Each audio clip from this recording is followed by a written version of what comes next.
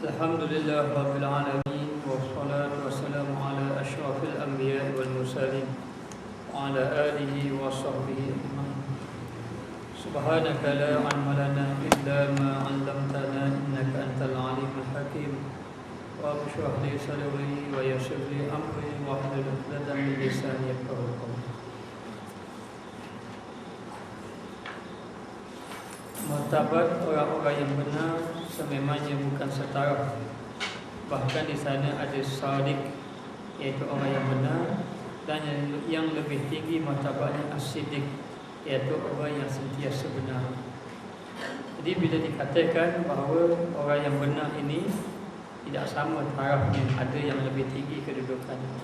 Ada yang dipanggil sadiq, ada yang dipanggil siddiq. Jadi siddiq ini orang yang sentiasa dalam keadaan benar, dan sadiq orang yang dalam keadaan benar, maknanya sentiasa biasa duduk dalam keadaan benar. Tapi kalau siddiq, dia sudah duduk di tempat yang keadaannya sentiasa benar. Lalu berkata Abu Qasim Al-Qusayri rahimahullah ta'ala, serendah-rendah as-siddiq ialah sama di antara yang batin dengan yang zahir. Itu paling rendah. Zahir yang batin sama tadi. Kalau batinnya begitu, zahirnya pun begitu. Kalau zahirnya begitu, batin begitu juga. Tapi kadang-kadang kita kadang zahir lain, batin lain. Ini belum lagi orang yang benar, orang yang siddiq. Jadi siddiq itu kalau zahirnya begitu, batinnya begitu. Maka itulah sama zahir dengan batin, katanya Abu Qasim Qusayri, itu adalah serendah-rendah siddiq. Kita ni kalau boleh begitu pun boleh capai dah siddiq, tapi paling rendah lah. Zahir dan batin dia adalah sama sahaja. Maka as-sadiq ialah orang yang benar dalam kata-katanya. Sementara siddiq pula orang yang benar dalam semua kata-kata. Semua kata-katanya benar, itu dipanggil siddiq.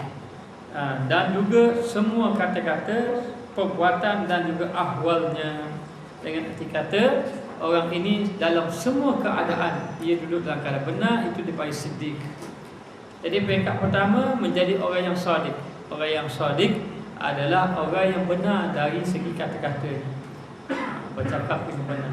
Dan berkata dia ini, bila dia berkata tadi, apa yang dia kata begitulah ada dalam hatinya, maka itu orang yang siddiq.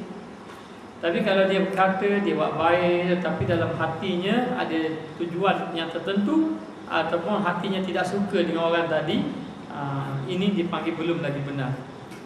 Maka orang yang benar ini zahir dan batin dalam keadaan sama saja. As-siddiqiyah pula merupakan satu martabat yang saling mempunyai ketinggian, sesetengah lebih tinggi daripada yang lain. Maka Abu Bakar As-Siddiq radhiyallahu anhu telah pun mencapai puncak as-siddiqiyah yang tertinggi. Ini Sayyidina Abu Bakar As-Siddiq, yang dikenal dengan Siddiq, tidak dikata Sadiq tapi sebagai Siddiq. Jadi siddiqiyah iaitu satu maqam, satu kedudukan yang orang itu sentiasa duduk di dalam keadaan benar, dan itulah kemuncak orang yang siddiq. Yakni dengan arti kata dia ini memang benar segala-galanya. Betul kata, perbuatannya, itunya semuanya benar. Maka Allah Subhanahu Wa Taala sendiri telah mempersaksikan perkara tersebut melalui firman Allah Taala, wallazi jaa bis-sidqi wa saddaqa bih. Dan orang yang membawa kebenaran Sayyidina Muhammad, iaitu Nabi Muhammad sallallahu alaihi wasallam, wa saddaqa bihi, dan orang yang membenarkannya, yakni Sayyidina Abu Bakar As-Siddiq. Jadi banyak contoh-contoh yang Sayyidina Abu Bakar As-Siddiq membenarkan Nabi. Di antaranya tentang risalah Nabi. Bila apa saja Nabi bawa, dia membenarkan dia. Maka Nabi sebut orang yang apabila diajak beriman, terus beriman, Sayyidina Abu Bakar, yang terus beriman. Dan dia juga beriman, maknanya membenarkan dari segi peristiwa. Umpama berlakunya peristiwa Isra' Mi'raj. Dan berlakunya peristiwa Isra' Mi'raj, orang lain tidak seumpama Sayyidina Abu Bakar. Sayyidina Abu Bakar orang yang mula-mula membenarkan Rasulullah, dan dia membenarkan Rasulullah ini sebelum Nabi berkata lagi, sebelum Nabi menceritakan lagi, sudah membenarkan. Kalau Muhammad naik ke langit, aku percaya.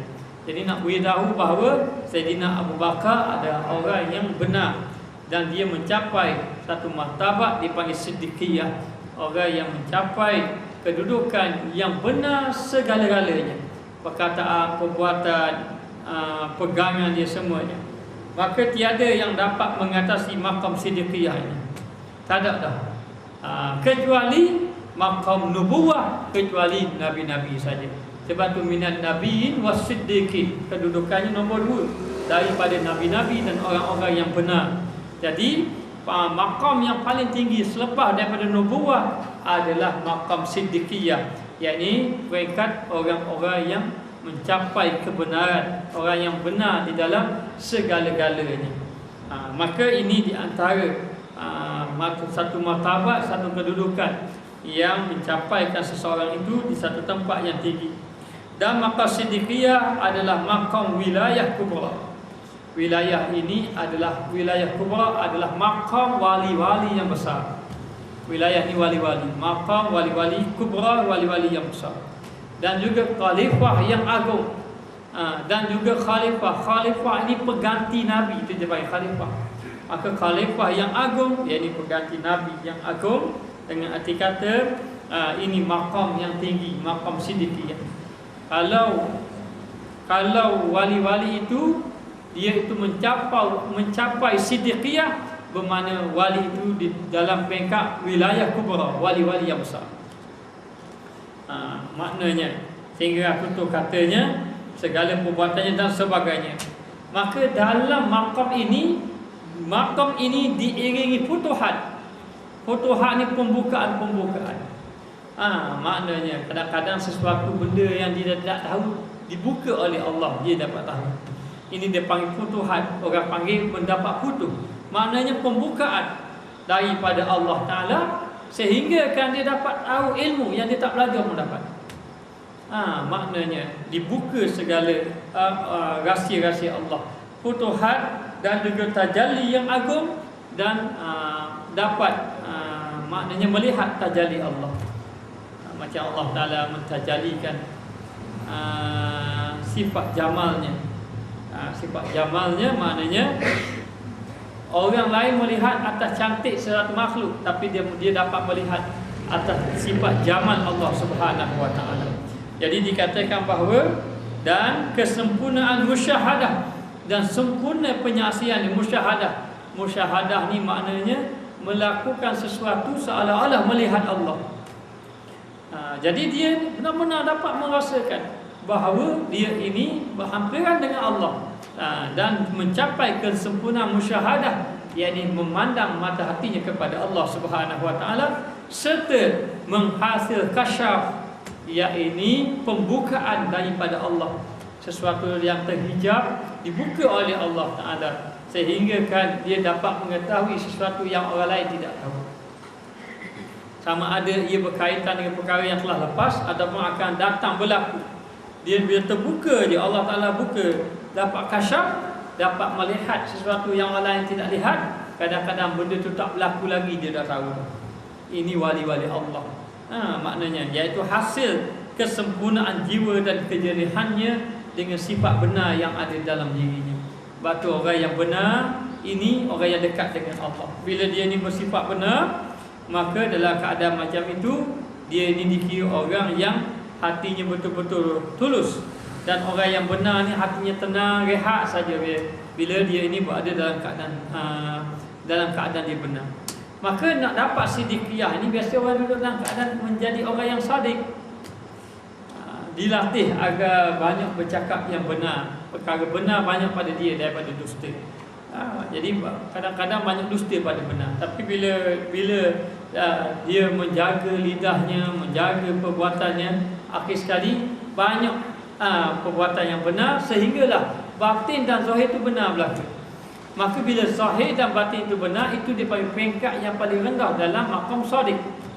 Kemudian dia ini melazimi sifat benar tadi. Bila dia melazimi sifat benar tadi, sehinggalah dia sampai kepada maqam awliya, maqam wali, dengan arti kata mencapailah dia itu siddiq.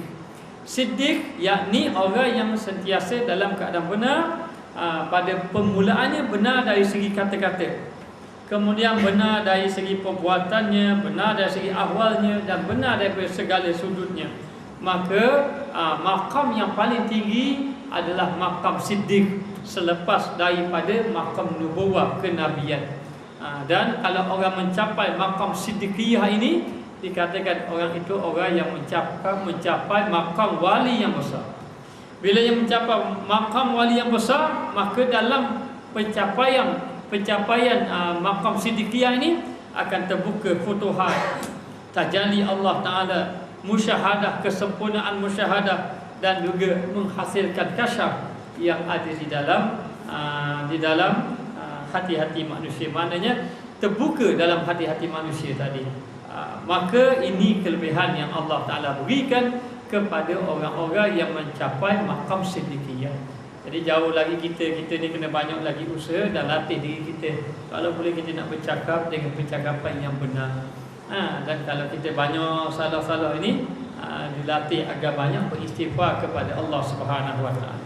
Maka kesimpulannya, sesiapa yang mengimarahkan batinnya, menghidupkan batinnya dengan sifat siddiq, maka sedang keikhlasan sentiasa mendampingi pergerakan dan juga diamnya menurut apa yang terdapat dalam hati sanubarinya, maka siddiq akan terbit pada ahwalnya. Maknanya kalau orang itu sentiasa menyibukkan batinnya, menghidupkan batinnya dengan sifat benar, pastikan hatinya benar sehingga mencapai ikhlas kepada Allah Subhanahu Wa Taala. Maka benar dia dalam diam, dalam bercakap, dalam perbuatan dia, maka akhirnya menjadi sifat benar itu terbit dalam ahwalnya. Dengan arti kata sifat benar ini menjadi satu kelaziman bagi dirinya. Maka perbuatan serta tingkah lakunya itu menjadi benar, sentiasa benar. Ini kerana sesiapa yang menyembunyikan rahsia keikhlasan hatinya, Allah Ta'ala akan memakaikan dia selendangnya. Jadi sesiapa yang sentiasa ikhlas, maka Allah Ta'ala akan memakaikan selendangnya. Maknanya dia sentiasa duduk dalam keikhlasan kepada Allah Subhanahu Wa Ta'ala apabila dia dapat membersihkan batin dia. Dan dikatakan bahawa orang-orang yang benar ini, dia ini duduk di dalam keadaan dalam perlindungan Allah Subhanahu Wa Ta'ala. Al-Allama Al-Qutubi rahimahullah ta'ala menyebut, menjadi satu hak ke atas setiap orang yang faham tentang Allah Ta'ala agar melazimi siddiq dalam perkataan. Katanya Qutubi, seseorang yang memahami tentang Allah Ta'ala mesti dia melazimkan bercakap benar. Mesti dia melazimkan bercakap benar dalam perkataan ini. Jadi mesti dia bercakap benar. Kalau boleh di mana sahaja keadaan dia kena bercakap benar. Kecuali dalam keadaan-keadaan yang tertentu. Boleh jadi untuk nak menyelamatkan nyawa dia, sebagai contoh. Maka ini pernah berlaku kepada Ammar bin Yasir ketika dia diseksa. Ketika dia diazab seksaan yang sangat sakit, sangat pedih, sehingga kan dikatakan dia sudah tidak tahan dengan azab tadi. Dan orang kafir ketika itu menyuruh dia keluar daripada Islam dengan arti kata meninggalkan agama Allah, menyembah patung berhala. Ketika itu dia berkata bahawa dia mengikuti kata, dia telah mengeluarkan kalimah kufur. Maknanya dia keluarkan kalimah kufur tadi. Dia keluarkan kalimah kufur tadi itu tujuan dia nak selamatkan diri dia, kerana dia sudah tidak tahan azab. Kalau dia tidak keluarkan kalimah kufur, mungkin azab yang pedih itu membawa kepada kematian dirinya. Maka dalam keadaan macam tu, dia nak jaga nyawa dia tu, akhir sekali dia keluar juga kalimah kufur. Maka ketika dia keluarkan kalimah kufur, maka orang kafir itu bebaskan dia. Bila sudah bebaskan dia, yang kalimah kufur itu zahir, batin dia beriman. Batin dia masih beriman ini, tapi zahirnya dia dah keluar kalimah kufur. Maka ketika itu dia, lepas dia dibebaskan itu, dia rasa susah hati. Lalu dia berjumpa dengan baginda Rasulullah SAW. Dia menyatakan bahawa dia telah mengeluarkan kalimah kufur ketika dia diazab. Lalu Nabi tanya kepadanya, bagaimana dengan hati kamu? Hati kamu ni macam mana? Dan dikata hatinya mutmainnun bil iman, hatinya tenang dengan keimanan kepada Allah. Hatinya tenang dengan keimanan kepada Allah. Dan lalu Nabi itu setelah Nabi membaca ayat dan memberitahu bahawa dia ini hati dia tenang dengan Allah, maknanya hatinya dah beriman, lidah dia melafazkan kalimah kufur, maka dia ini dikira beriman kepada Allah Subhanahu Wa Taala. Itu dalam keadaan macam itu. Maka kita nak berdusta dalam keadaan nak menjaga nyawa kita sebagai contoh. Maka itu diharuskan, dibenarkan. Tapi kalau dalam keadaan-keadaan yang tertentu, maka katanya Qurtubi, hendaklah bagi orang yang memahami tentang Allah Ta'ala ini, hendaklah dia melazimi bercakap benar. Benar dalam perkataan. Maka benar melahirkan ikhlas. Orang yang sentiasa benar akhirnya membawa kepada ikhlas. Ikhlas dalam amalan serta suci di dalam ahwalnya. Maka ahwalnya dalam keadaan suci, semaknanya dia duduk dalam keadaan melazimi perkara-perkara yang baik. Dia akan melazimi perkara yang baik.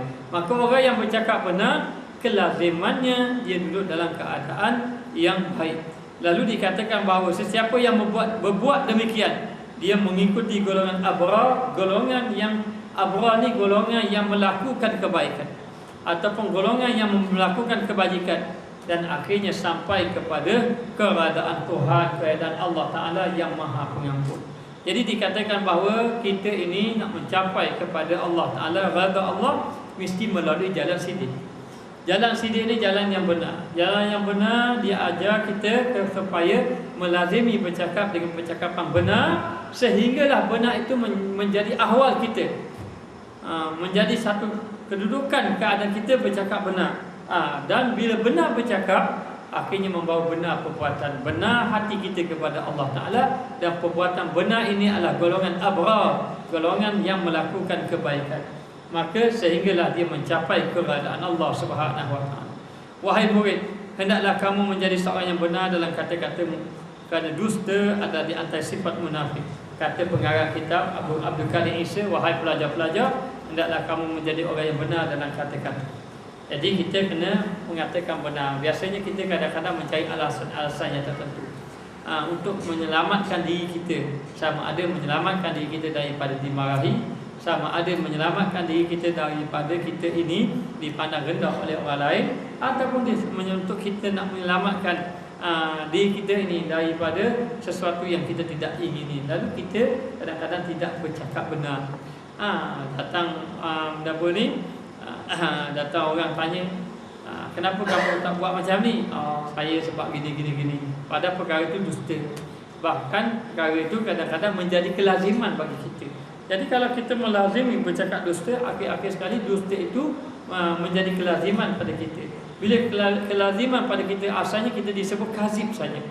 Kazib ni orang yang kadang-kadang berdusta, kadang-kadang berdusta. Tapi kalau lama-lama jadi kazaban. Kazab, orang ni orang yang sangat suka berdusta. Maka akhirnya dusta menjadi kelaziman dirinya. Maka katanya pengarang kitab kita ni Abdul Karim Isa, wahai pelajar-pelajar, hendaklah kamu menjadi orang yang benar dalam kata-kata kamu, dan hendaklah kamu ini sentiasa melazimi dalam bercakap benar. Kenapa perlunya kita bercakap benar? Kerana benar, dusta ini adalah di antara sifat-sifat munafik. Maka munafik sebagaimana yang kita maklum ada dua. Satu munafik itu munafik amal, satu munafik dipanggil munafik akidah.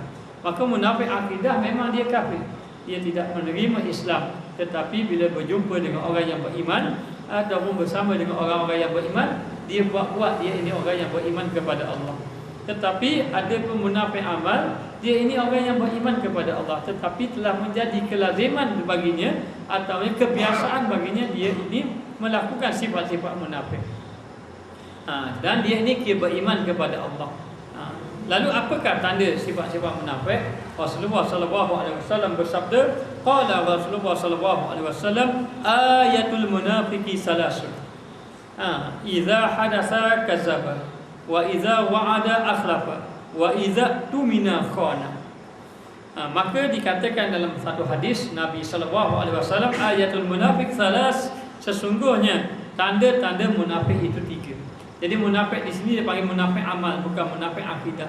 Jadi tanda orang-orang itu munafik, apabila dia bercakap dia dusta. Maknanya apabila dia bercakap, idza hadasa kadzaba, apabila dia bercakap kadang-kadang ataupun ghalibnya dia membawa kepada dusta.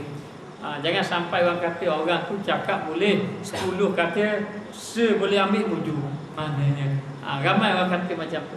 Jadi ini menunjukkan bahawa dia ni orang yang suka bercakap dusta. Maka tanda dia orang munafik ini, yang pertama, dia suka bercakap dengan percakapan dusta, maka kita dilarang sama sekali. Maka boleh kita kadang-kadang mendatangkan hailah, tapi bukan berdusta. Kita mendatangkan hailah sahaja. Perkara tadi. Seumpama apa? Seumpama kadang-kadang orang jemput kita dalam satu majlis. Di dalam satu majlis kita dah tahu majlis itu ada perkara-perkara yang tidak dibenarkan oleh syarak. Seperti ada persandingan, ada lagu-lagu yang melalaikan, yang kita dapat tahu. Dan dia pula datang jemput kita, maka kita bolehlah memberi hailah kepadanya. Saya tidak dapat pergi kerana saya ada kerja. Saya ada kerja, saya terpaksa pergi ke sini. Tapi kita kena pergi lah. Pergi saja, sekadar pergi saja. Maknanya pergi tempat tu. Ataupun kita buat kerja-kerja lain. Kita kata kita ada kerja, tapi tujuan kita kata ada kerja tu sebenarnya kita tak pergi sebab kita tahu tempat dia ada perkara yang tidak molek. Ataupun kita tahu orang tu memang orang tu hasil dia tidak molek, lalu jemput kita pergi makan. Lalu kita kata saya kebetulan saya nak pergi ke sana. Lalu kita pun tak kata pergi ke sana. Ataupun saya ada kerja yang saya tak selesai lagi. Lalu kita pun tak pergi. Kita kena buat kerja lah. Kerja lah apa-apa pun. Maknanya untuk halah tadi supaya kita tadi tidak termasuk di kalangan orang yang bercakap dengan percakapan dusta. Kan dah sebut dah, Nabi kata kalau seorang ibu tu panggil anak dia, kata nak pergi makan, tak pergi makan, dusta. Dia tulis orang itu tetap berdusta. Kalau kita sebagai contoh, anak kita nak ikut kita tak mau bagi dia anak ikut kita. Kita kadang-kadang berdusta. Jangan ikut sebab nak pergi hospital, nanti doktor cocok. Maknanya. Dan sebenarnya walaupun niat kita itu supaya anak kita ini jangan ikut kita, tetapi dari segi hukum orang itu telah ditulis sebagai orang yang dusta dalam percakapan dia. Lalu dikatakan bahawa dusta ini kadang-kadang kalau orang itu menjadi kelaziman dusta, maka mencampakkan dirinya ke dalam sifat-sifat munafik. Lalu dikatakan idza hadasa kadzaba wa idza wa'ada akhlafa, dan apabila dia berjanji dia mungkiri janjinya. Maknanya ini di antara sifat munafik, dan dia mungkir janji itu dengan arti kata dia memang tidak mau tunaikan janji, ataupun dia sengaja maknanya tak mau tunaikan janji. Tapi kalau andai kata dia itu sakit, musyaqqah, dia tidak ingat dan sebagainya, dia tidak boleh kita masukkan dia ini orang yang mungkir janji. Maknanya.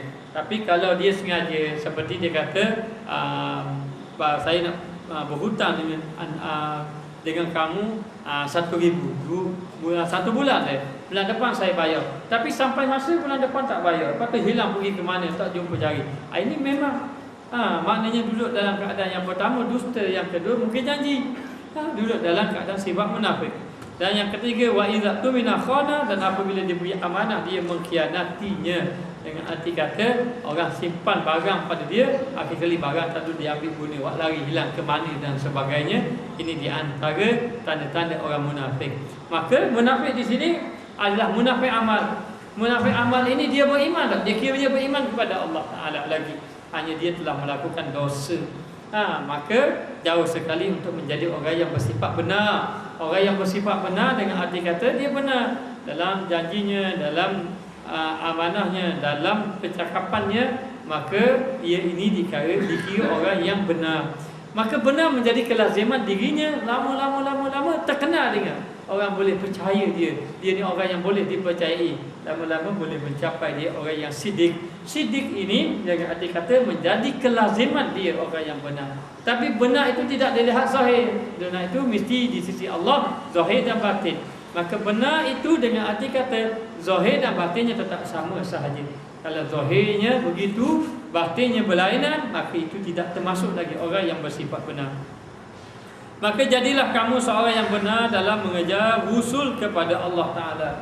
Wusul maknanya sampai. Dalam kita mengejar untuk sampai kepada Allah, maka disuruh kita menjadi orang yang benar. Maka seorang yang sentiasa duduk dalam keadaan benar, memudahkan dia itu sampai kepada Allah Ta'ala. Maka matlamat yang tinggi tidak mungkin dicapai hanya dengan keinginan semata-mata. Kerana itulah dikatakan la yanalul wusulu man kana fi qalbihi syahwatul wusul, tidak akan mencapai wusul, yakni sampai kepada Allah Ta'ala, sesiapa yang hanya ada dalam hatinya keinginan wusul, keinginan sampai kepada Allah. Dalam hatinya nak sama pada Allah, nak sampai sama pada Allah Ta'ala, tetapi dalam usaha tidak ada, tidak akan mencapai. Jadi di antara perjalanan nak mencapai wusul kepada Allah, maknanya dia ni sampai kepada Allah sehingga Allah Ta'ala redha kepadanya, mesti melalui jalan sifat benar yang ada pada dirinya. Maka dikatakan bahawa benar ini menjadi satu jalan ataupun dikatakan satu ahwal seseorang tadi untuk sampai kepada Allah Subhanahu Wa Ta'ala. Bahkan wusul itu dicapai dengan usaha yang bersungguh-sungguh. Nak sampai kepada Allah mesti usaha yang bersungguh-sungguh. Sebab itu dia suruh kita usaha bersungguh-sungguh. Banyakkan sembahyang sunat, banyakkan berzikir, maknanya dan sebagainya. Lalu setengah-setengah pendapat ulama-ulama sufi, dia larang jangan banyak bercakap, kerana bimbang banyak bercakap ini lama-lama menjatuhkan dirinya dalam dusta. Kalau dia terlalu banyak bercakap, banyak bercakap. Bila banyak bercakap membawa kepada banyak salah. Banyak salah, akhirnya salah itu dusta. Dan dusta ini membawa kepada dosa dan mencampakkan ia di dalam api neraka. Maka sebesar-besar dusta, dia ada mendustakan ia akan Nabi. Kerana disebut man kadzdzaba alayya muta'ammidan falyatabawwa maq'adahu minan nar. Sesiapa yang mendustakan ke atas diri aku, kata Nabi. Siapa yang dusta kepada diri aku muta'ammidan, dalam keadaan dia sengaja, seumpama dia ini mendatangkan hadis-hadis yang palsu, yang dia tahu hadis itu palsu, ataupun dia itu mendatangkan satu perkataan dirinya lalu disandarkan bahawa ini daripada Nabi, sedangkan Nabi tak kata pun begitu. Nabi tak kata pun begitu. Dia kata hadis Nabi, dia pun sebut, dan maknanya siapa yang memakan benda ni, maka dia akan membawa kesihatan. Sebutlah apa-apa dia kata tadi. Jadi sebenarnya itu satu pendustaan. Jadi dusta kepada Nabi ini satu dosa yang amat besar sekali. Maka seorang itu nak mencapai kepada Allah mesti benar dalam ibadatnya, dalam perkataannya. Maka bermula dengan perkataan. Bila perkataannya sentiasa dalam keadaan benar, sehinggalah membawa kepada hatinya sentiasa ingat dan sentiasa benar, sehinggalah dalam kepada ahwalnya. Lalu mesti dalam keadaan bersungguh-sungguh kepada Allah Ta'ala. Dalam perjalanan menuju Allah Subhanahu Wa Ta'ala, imarahkanlah hati sanubarimu, maknanya hidupkanlah hati-hati kamu dengan as-siddiq, agar hemah. Dan hemah yakni semangat dan juga kecergasan terbit daripada lubuk qalbu. Hati kita jadi hidup, ingat kepada Allah Subhanahu Wa Ta'ala. Jadi memanglah bukan satu perkara yang mudah kita nak melazimi bercakap benar. Kerana kadang-kadang bercakap benar itu pahit. Sehingga Nabi SAW bersabda, "Qulil haqqa walau kana murra." Katakanlah benar walau pahit sekalipun. Maknanya kadang-kadang kita nak bercakap benar, boleh kita cakap cerita, kita boleh bercakap benar. Tetapi kalau kita nak menyatakan kebenaran, itu adalah satu perkara yang susah. Lalu Nabi mengatakan pahit tidak pahit, kita bercakap benar. Maknanya, jadi bila kita bercakap benar, kadang-kadang orang tidak suka pada kita, ataupun kadang-kadang diuji dengan pelbagai-bagai ujian. Maka disuruh kepada kita agar melazimi bercakap benar dengan cara macam mana? Di antaranya hidupkan hati kita. Hidupkan hati kita. Bukan mudah kita nak jadi orang tawakal, nak jadi orang ikhlas, nak jadi orang yang maknanya orang yang sabar dan sebagainya. Sebab itu semuanya itu berkaitan dengan hati. Jadi kata pengarang kitab kita ni, yang nak betulnya hati. Lidah boleh kata tapi hati tak betul. Hati tidak betul, maka betulkan hati kita. Kalau kita luruskan hati kita, maka luruslah yang lain. Lalu dikatakan bahawa imarahkan hati kita, hidupkan hati kita ini dengan memperbanyakkan zikir kepada Allah. Banyakkan zikir, ya, maknanya banyakkan kita ini ingat kepada Allah Ta'ala, sehinggalah hati kita ini hidup kepada Allah. Bila hati hidup kepada Allah, insya-Allah akan mencapai dia sifat benar yang dikehendaki oleh Allah Subhanahu Wa Ta'ala. Lalu dikatakan dalam satu syair, tahaqqaqa bisidqi idza qulta ya Allah fasidqu wajhahu maqbul. Capailah kesempurnaan as-sidq bila kamu berkata ya Allah. Maknanya capaikanlah kesempurnaan sidq bila kamu berkata ya Allah, kerana wajah as-sidq pasti diterima. Wajah orang yang bercakap benar ini maqbulun, maknanya hati orang yang bercakap benar ini, orang yang bercakap benar ini akan diterima segala amalnya. Jadi di antaranya kena ingat kepada Allah.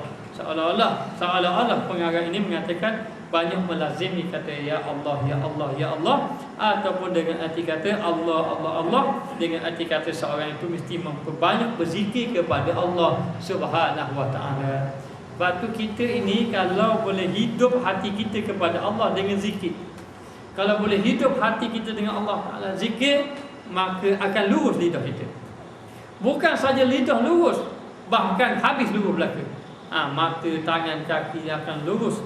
Mata akan tengok kebaikan, lidah akan bercakap perkara yang benar, telinga begitu juga, kaki begitu juga. Apabila hati kita ini lurus kepada Allah Ta'ala, maka jalannya di antaranya zikir. Sebab itu orang itu boleh dapatkan sempurnaan sidq dengan banyak menyebut ya Allah, ya Allah, ya Allah. Dan dikatakan bahawa hendaklah kamu bersifat dengan sifat sidq dalam janji terhadap mursyidmu, iaitu orang yang memimpin kita. Kadang-kadang bila kita bersama dengan mursyid, maka ada satu bai'ah dia panggil. Maka bai'ah tadi di antaranya dia bai'ah kita berzikir, dimasukkan kalimah Allah Ta'ala dalam hati kita. Itu bukan saja tu, bukan saja-saja je. Kita ni bukan mursyid, kita buat itu tak jadi. Ikut saya Allah ataupun la ilaha illallah, orang pun ikut tak jadi. Orang-orang mursyid ni yang hatinya sudah hidup. Bila hatinya sudah hidup, dia boleh mencampakkan di dalam hati-hati orang yang dia bai'ah tadi. Sebab tu kadang-kadang dengan guru mursyid ini, kadang-kadang bila kita mengambil satu tarekat dengan dia, dia akan bai'ahkan kepada kita. Dan dia suruh ikut kita, ikut dia. Macam-macam lah. Maknanya dengan kaedah yang tertentu. Maknanya ada yang disebut 3 kali baru sebut, ada yang sekaliku Allah, Allah. Ada yang sebut Allah panjang Allah, maknanya seolah-olah masukkan dalam hati-hati manusia. Hati orang-orang yang dipimpin. Ini guru mursyid. Kita yang tidak guru mursyid ini kena cari guru mursyid. Dan kalau kita tak jumpa guru mursyid, ataupun dengan arti kata cari dah, tapi kita jumpa-jumpa meragui diri kita, kita ragu atas diri dia pula, maka gantikan mursyid kita dengan berselawat kepada Nabi sallallahu alaihi wasallam. Jadi persoalan dia, ada orang tanya, dia kata macam mana kalau seseorang itu beribadat tanpa mursyid dan mencari-cari mursyid pun tidak berjumpa, bagaimana? Jadi beribadat tanpa mursyid ini dibimbangi dia ini duduk dalam tipu daya. Sebab kita tidak tahu tipu daya daripada iblis syaitan ini cukup halus. Kadang-kadang kita tidak dapat memahaminya. Jadi siapa yang dapat memahami? Di antaranya guru-guru mursyid. Maka bila ada saja guru mursyid yang kita jumpa, yang kita akui dia mursyid, ataupun kita yakin dalam hati kita ini mursyid, dia ini mursyid, maka kita boleh mengambil bai'ah daripadanya. Tapi kalau kita tidak yakin, daripada awal-awal lagi kita yakin, masih nampak macam tak sabar jadi mursyid, maka jangan bai'ah dengan dia. Kerana orang itu tidak akan mencapai kalau dia itu merasa ragu kepada orang yang membai'ahkan dia, ataupun dengan guru mursyidnya. Maka dikatakan bahawa seseorang tadi dia kena benar dengan mursyidnya, orang yang ditabiah, orang yang mentabiah dirinya. Maka kadang-kadang disuruh kita berzikir, disuruh kita beramal dan sebagainya. Moga untuk mencapai kepada Allah Subhanahu wa taala. Dan juga penunjuk jalanmu, dan juga penunjuk jalan. Penunjuk jalan maknanya dalam menuju kepada Allah Subhanahu wa taala. Jadi guru mursyid ni akan tunjuk jalan ni. Guru mursyid ni dia tak boleh bawa orang sampai ke Tuhan dengan cara, bukan, dia tak ada kuasa yang menyebabkan sampai pada Allah Taala lah. Tapi dia hanya tunjuk jalan saja. Jalannya ke sini. Jadi kalau kita lalu siapa? Kalau dia tunjuk jalan pun kita tak lalu, tak siapa. Tak ada jaminan kamu ikut guru mursyid ni mesti siapa. Siapa atau siapa ni atas orang tu benar dengan gurunya. Kalau tidak benar, dia tak siapa lah dia.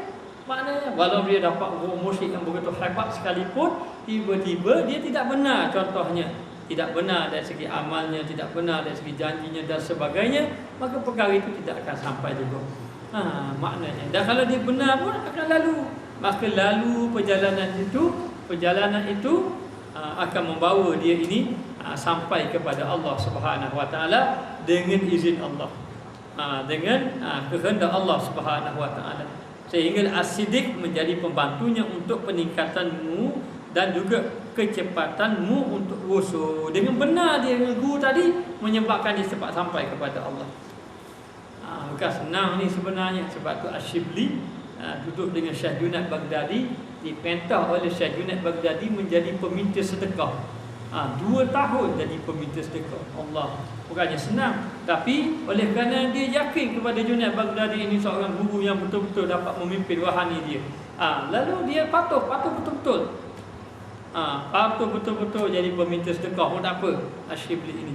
Tapi memang ternyata benar. Selepas habis ujian tadi menjadi peminta sedekah, lepas daripada tu habis 2 tahun dah menjadi dia disuruh pula berkhidmat dengan orang kanan kepada Syibli. Orang kanan kepada Junaid Baghdadi, dia berkhidmat lagi sampai habis ujian dia tu, akhir sekali terbuka wahani dia. Dan Syibli ini merupakan juga seorang ulama tasawuf yang begitu hebat. Sebab apa? Di antaranya dia benar dengan gurunya.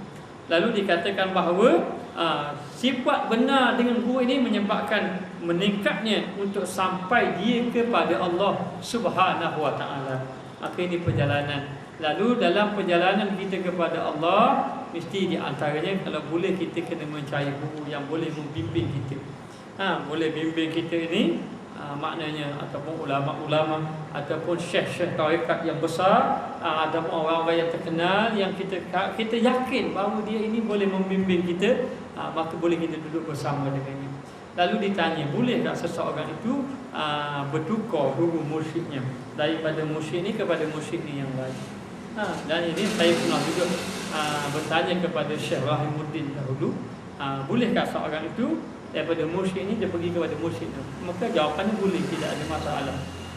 Tetapi maknanya jangan kita tinggalkan guru mursyid kita ini dengan kita menjadikan dia satu pemusuhan. Dia tak boleh bermusuh, dia tetap guru kita juga.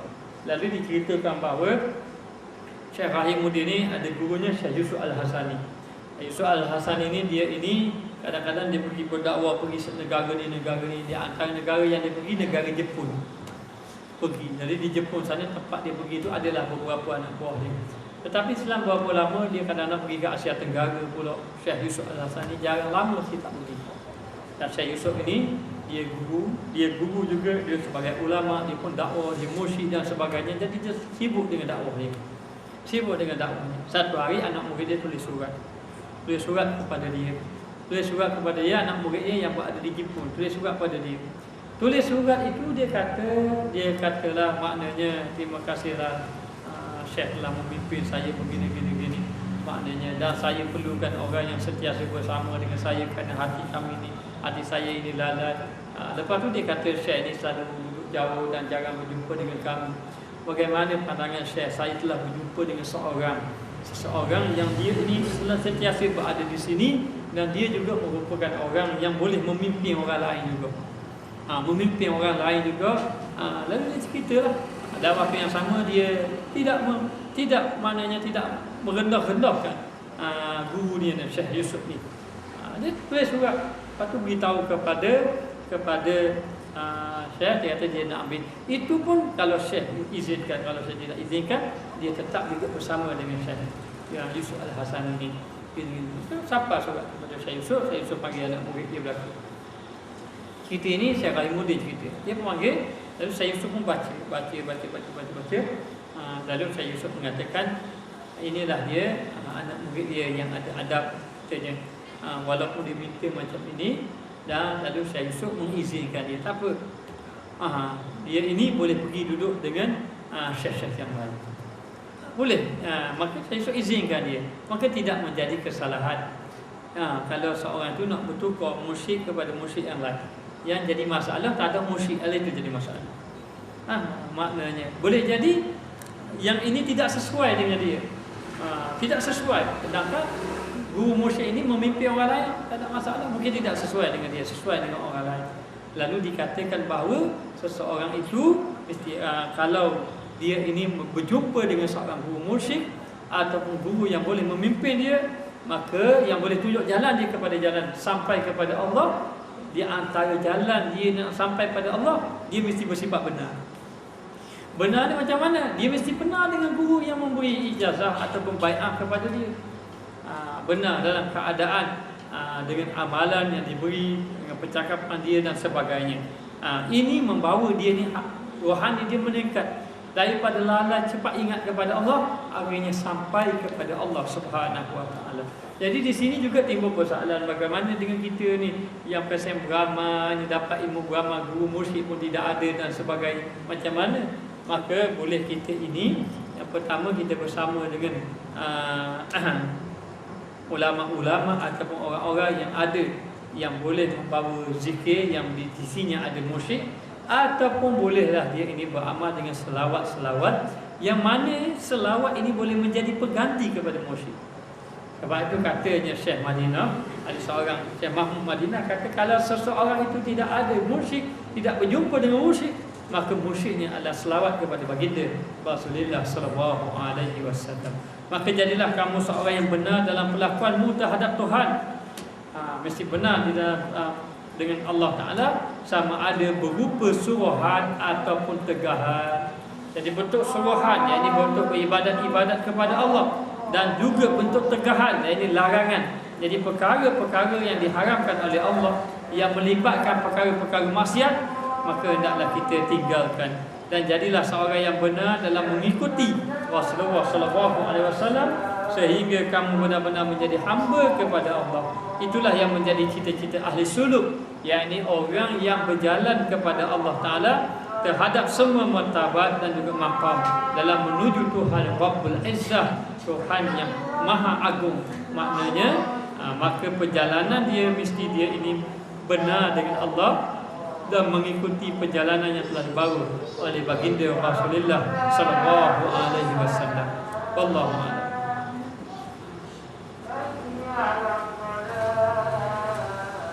Bismillahirrahmanirrahim. Rabbana zalamna anfusana wa illam taghfir lana wa tarhamna lanakunanna minal khasirin. Allahumma 'allimna ma jahilna, Allahumma zidna 'ilman nafi'an wa zidna fahman tayyiban. Wa sallallahu ala sayyidina Muhammad wa ala alihi wa sahbihi wa sallam. Walhamdulillahi rabbil alamin.